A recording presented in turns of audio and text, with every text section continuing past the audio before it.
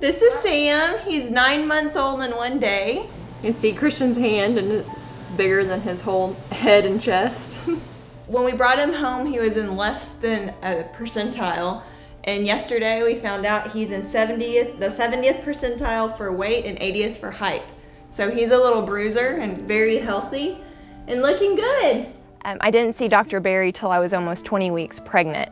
I was going to my regular OBGYN, and at my 18-and-a-half-week sonogram, they notified me that they thought there might be a problem. They said twin B looked healthy and fine, but twin A's, some of his bones were measuring off, and they wanted me to see a specialist.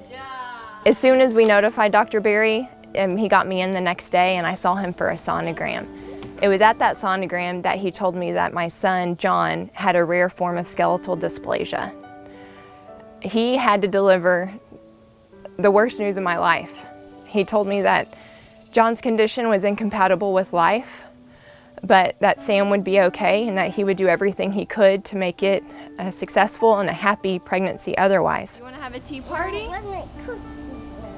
Where are your cookies? Dr. Berry delivered the worst news possible, but he did it in the kindest way you can imagine. Besides telling me medically what my husband and I needed to know, he was there for us emotionally and held our hand and walked us through it. And when he handed us the tissue box, he needed it as well. He gets so happy in the swing. Speak up! I had lots of questions because I knew the time that I was pregnant with John would be the only time I got to parent him. So every time I had a question, I would text him, and he would almost immediately text me back.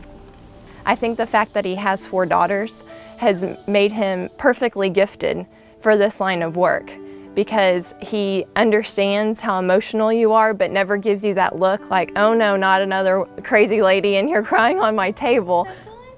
Any of my friends that are having a high-risk pregnancy or any troubles or repeated miscarriages, I always recommend Dr. Berry to them. There's no one better.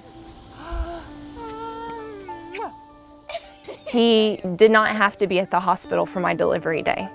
My OBGYN was there to deliver, but he was there anyway. It made me feel so good to know that he was in that delivery room. There's me and Christian and both boys. And I remember I was kind of in a daze from having a C-section and being, sad. And I look over and Dr. Berry was there holding my healthy son, Sam. And it was just so great to know that he cared that much to come and check on me even after the delivery. And this is John and Sam just a few hours after they were born.